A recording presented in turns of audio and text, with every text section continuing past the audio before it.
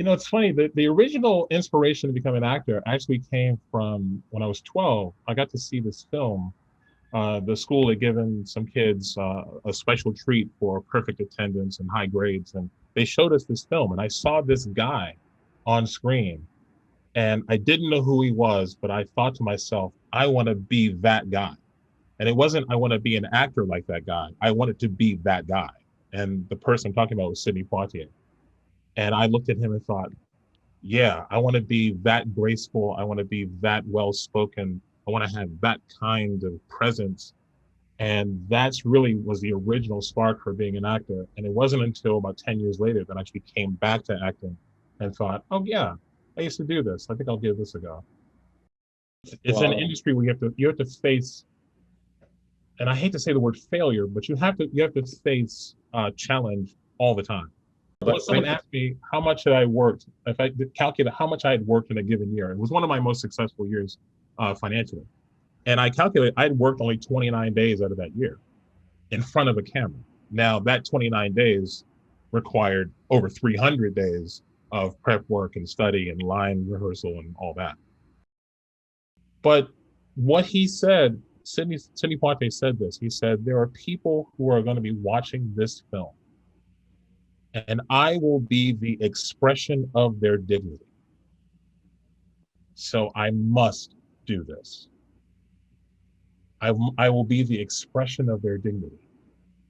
And those words, I mean, you can tell those words land on me even today. That's what I want to be is I want to express the highest, the highest ideals of who we are in my work. I want to show struggle, but struggle that leads to growth, that leads to a greater sense of purpose, that leads to a greater sense of connection. That's if I can do that in my work, then I don't really care how famous or rich I get. you once told me about roles that you turned down Yeah, because you didn't agree with the way it was represented. You didn't agree with what it was representing. sure, Um, can sure. you talk to us a little bit about that? I was 12 years old and watched a man on screen, and I watched him for a brief moment, and it changed the trajectory of my entire life. I imagine that at some point during my career that there is some 12-year-old person who is looking at my work, and the question I ask myself is, do I want to change the trajectory of their life, and in what way do I want to change it? So I'm careful to choose roles. It's not that I would never play the villain or would never play something negative, but what is the message that is being sent through the portrayal of the characters that I'm portraying? And so I'm really, really hoping that the work that I do will inspire someone the way Sidney Poitier inspired me. It's what I do is I'm trying to serve people through my work. It's if I'm not serving other people, if I'm not making the world a much more civil place in which to exist, then I've wasted this talent that I've been given. I've wasted these opportunities. So that's my highest priority, and the other stuff is secondary. I think that most people want to help others. I think what the problem is that not everyone has been taught how. My mother was probably the greatest chef I've ever known. She had skills that I can't even begin to touch. The reason I have whatever culinary skills I have is because I know what good food tastes like. You can't make great food if you've never had great food. You can't demonstrate great ethics if you've never tasted great ethics. So I think part of the solution is to also provide a roadmap for people who want to do it, who just don't know how to do How about this one? it. Advice that you would give to the younger version of Reggie Davis. Okay, this one might be controversial, but If I could meet, if I could meet Reggie Davis, the sophomore in college, I would say to him, leave school right now. Pack your bags, pick New York or Los Angeles, and get to work. The lessons that I have learned working have been tremendous. I've learned 10x trying to do more than I've learned in the classroom. I'm not saying that learning in the classroom is a bad thing, it's a great thing. But there's something about just getting in, rolling up your sleeves, and trying to do something, especially trying to learn something that you've never done before. I'm a fan of Martin Broadwell, who's a corporate trainer. The book called The New Supervisors, one of his corporate books, and he talks about the four levels of trying to learn a new skill. And he starts off with unconscious incompetence. You don't have the skill, and you don't even know that you don't have the skill. The next layer is conscious incompetence. You don't have the skill, but you at least know that you don't. You know where the holes in your skill set are. You then eventually get to conscious competence. You have the skills, you know that you have the skills. You can apply those skills if you focus on them. But the highest level is unconscious competence. You have a skill and it's so embedded in who you are that you can do it without even thinking about it. You do it so well that you can teach others how to do it. I mean, think about driving. All of us drive, and yet while we're driving, we've done it so much, we do other things while we're driving. We're listening to the radio, we're having a conversation, some people are putting on their makeup, some people are reading a newspaper, because it's an unconscious competent skill. So I I really relished the days when I came into acting and had the unconscious incompetence. I didn't know what I didn't know.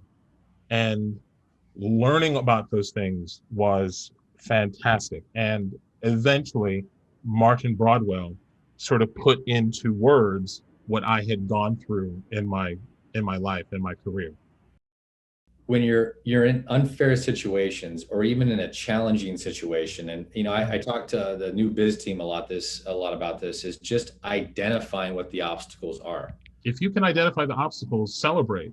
If you see a disparity in an industry or a situation, you should celebrate. That's amazing because you now have a roadmap of where the hurdles are. And if you know where the hurdles are, then you can address them. You can address your skill set to overcome the hurdles. So disparity isn't destiny. Disparity is simply information about the lay of the land. How you negotiate the lay of the land is up to you. And yeah, there's a lot of unfair things in a lot of different industries. I come from the industry that's probably the king of unfairness. I lost a role to a guy who had more Instagram followers than I had. And that was the basis of losing a role. But again, an obstacle was identified for me. And so if I have a roadmap of where the obstacles are, great. Let's get to work. I mean, look, it's hard to climb a mountain, but and the rockier the mountain is, the harder it is to climb. But if the mountain was smooth, you couldn't climb it. So be thankful for all of the impediments in your way. Be grateful for all the times that someone said no, that someone slammed a door in your face. Be thankful for every presentation that went south because you learned something. You learned something, and you learned something in those moments that other people have never learned. If you come from a background, if you come from a culture that has, in some people's eyes, held you back, you have an advantage because you're going to go through things, you're going to go through difficulties that other people have never experienced and therefore have never added those tools to their toolkit. So I'm grateful for disparity. It's the Pareto distribution exists, but that's okay. I'm fine with that. So, Reggie, I have a question I'd love to hear your perspective on is what does success mean to you? I know it means something different to every single person, but I'd love to learn what success truly means to you. Success for me is that feeling when you are no longer fighting yourself, where you are where you think you're supposed to be. You are working with the people that you know you're supposed to be working with. You have an affinity for them. You feel you're of service. You feel that there is a direction to your life. There's a lack of movement and striving in when you get to that point. Um, things get quiet there. You know, I was reading about Alex Rodriguez, and he was talking about hitting home runs. And someone asked, "What does it feel like to hit a home run? Like, what does it physically feel like?" And he says, "When you swing, you barely feel anything. You don't even feel the ball. You feel very little." He says, "When I feel very little, I know I've hit it out." That's kind of what success is. I All the buzzing that you feel, all the oh, I should have done that. I wish I'd done that better. All that just fades away, and you feel quiet. Yeah, that's when I know I've hit a home run. Thank Joy, you. That was awesome. Joy, great question, and even more insightful answer, Reggie. And to wrap this up, I can't thank you enough, but on behalf of the people on this call, our guests at Kappa League and Next Cube, thank you so much for sharing an Oh, hour with us. And you know, when I prefaced the meeting or the talk today about sharing you, it was definitely something that I was looking forward to, but I don't think it fell short of any of the expectations that I had.